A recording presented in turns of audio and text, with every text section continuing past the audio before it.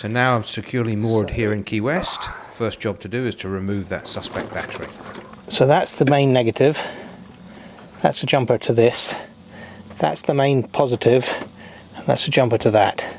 So basically I've got to take this positive off,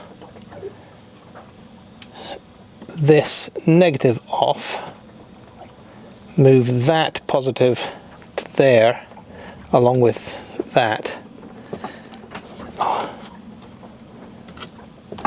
and then I should just be on that one battery. Okay, this is, and then undo that one. I gotta undo all this.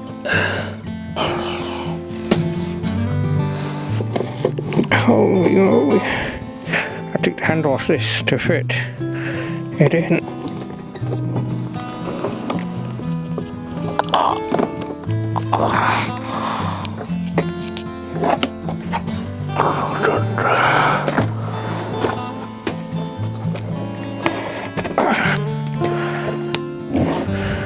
Okay, getting close. Okay, that goes on there. That will also go on there.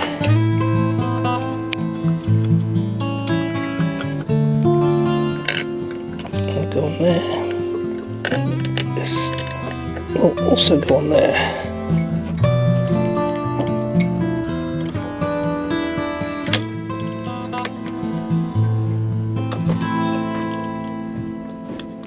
Double check I've not loose. So now one possibility, unlikely but a possibility, is that it's the solar panel MPPT controller. So let's just put one in.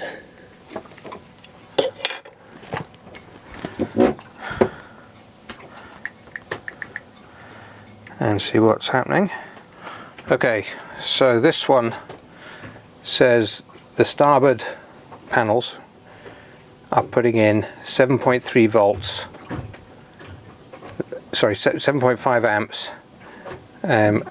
It's at a voltage of 13.39. Yeah, what I really need is a battery discharge tester, which I don't have. I mean, I'll check the voltage, may as well while I'm here. Electrical tool bag, that's mechanical tool bag.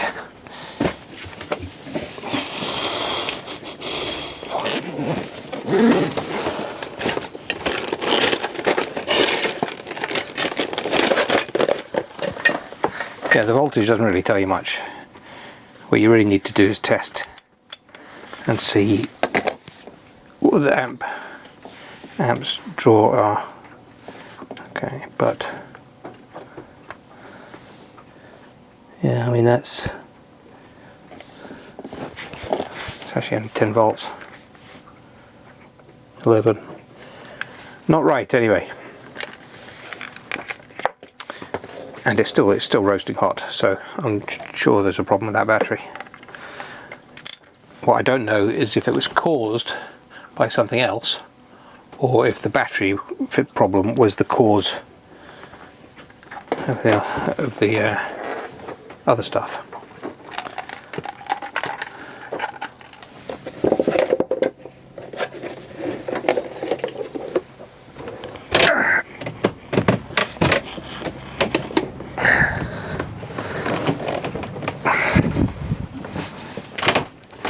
Alright,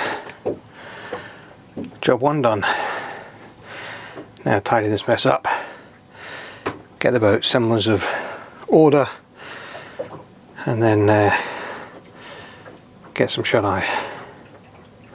Okay, so one of the jobs I'm doing this morning, and I'm doing it early before the sun's up while it's still relatively cool, is I'm replacing or removing the macerator pump. Head waste goes into holding tank and then pumps the holding tank out into the ocean when you're suitably far offshore.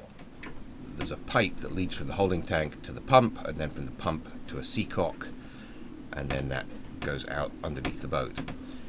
When we sailed over from Houston, first couple of days, I tried to empty the tank, and that's when I discovered that the seacock valve was broken, so it wouldn't empty, and the pressure by running the pump made the pump leak a little bit.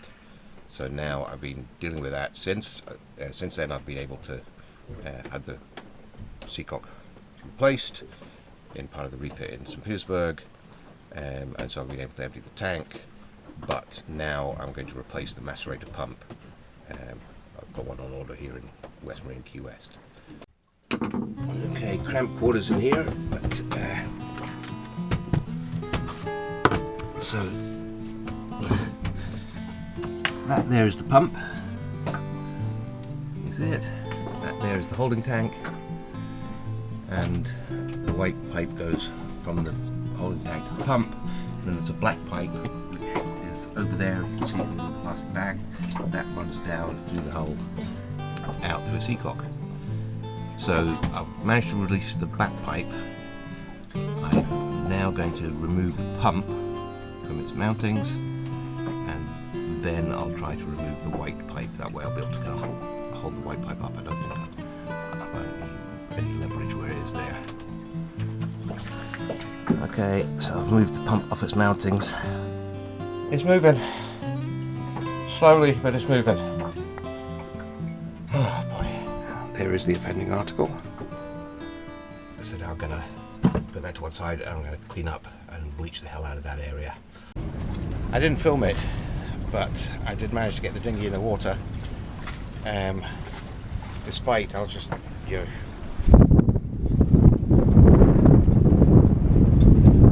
incredible wind. Steady 20, gusting 25. So it was an adventure.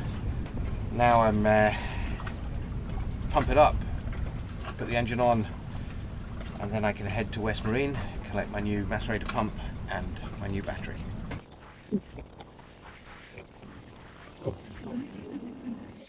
Okay, so I've checked in, little sticker for my dinghy. Now go to the dinghy dock.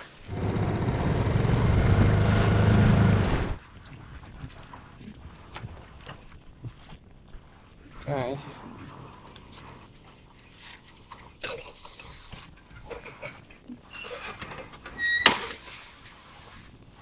Okay, so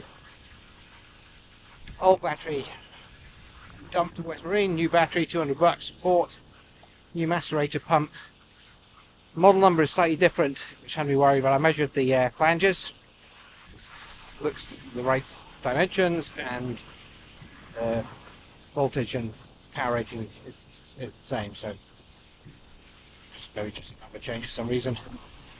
So now I've got to lug this the 15 minutes or probably half an hour back to the dinghy, but I'm going to stop. It's a place halfway. I'm going to get some lunch on the way. This is my lunch: pork banh mi, ginger coleslaw. I think I've worked off many times that carbs already, moving this bloody batteries around. Heading in the opposite direction of where I thought we were going, but I guess this system where they have buses on demand, the other people on the bus are getting dropped off first, and then we'll turn around. Yes. When I got back to the boat, I had to move moorings.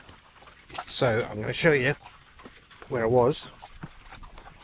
I was right there, where that mooring ball with the red-orange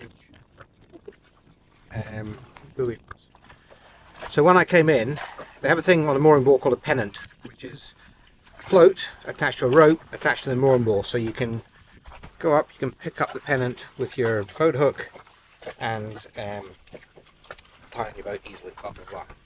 So it turns out, and I saw this mooring ball here that I'm on now, and it didn't have any pennant on it. So I figured, oh, I'll go to this one. That's not the way it works here in Key West. They do not put pennants on the mooring balls, presumably because people steal them or they break or whatever, who knows. That buoy on that mooring ball indicates that somebody's actually paying for that ball. They've tied a buoy onto it, they've left their lines on it, and they've disappeared off somewhere to do whatever.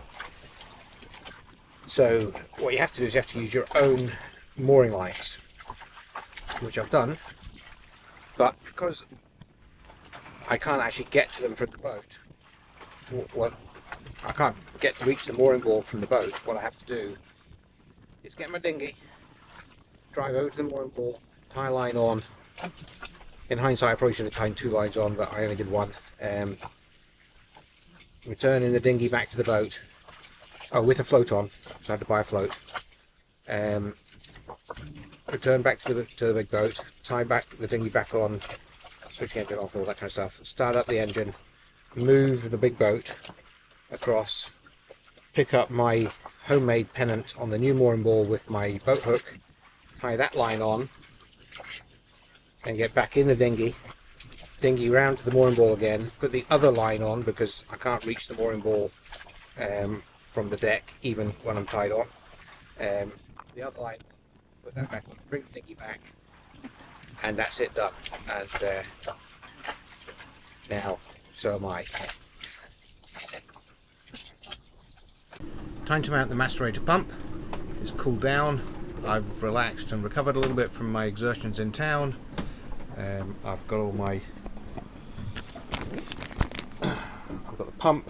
I've already put some crimp connectors and heat shrink on the wiring. I've got the screws and feet. I'm about ready to go. I've got my tools. Okay, let's get into it. So step 1 will be to attach the holding tank pipe, that pipe to the end, to that end. Okay, it's in position with the pipe on. I can't move my head so you can see it properly, but there you go. So now I'm going to screw it down. That's it, screwed into position. Now attach the other hose. So hose clamps are on, both pipes. 2 hose clamps, opposite directions. So now to heat shrink this. Okay, all done. The new battery is installed, wired up as before. So batteries have been in and charged all day. It's now 2 o'clock. I guess I got the second battery in, tied up about 10 o'clock, maybe 9 o'clock this morning. So that's 4 or 5 hours. They've fully charged up, so they're about just trickle charge. So now I'm going to switch the fridge and the other electrical stuff back on and monitor it a couple of 3 hours, and then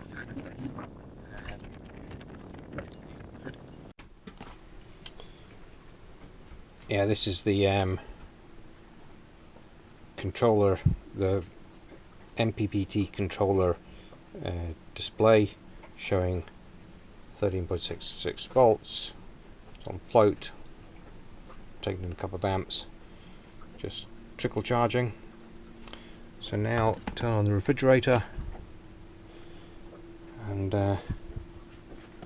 see what happens. Both batteries and the macerator pump are working. It's now time to break open the brine and cook my dinner. I mistimed it slightly. I wanted to get my barbecue sizzling just at sundown, but oh well. That's my dinner. Barbecued steak, couscous, and all the rest of my broccoli. Next episode, I can start properly exploring Key West.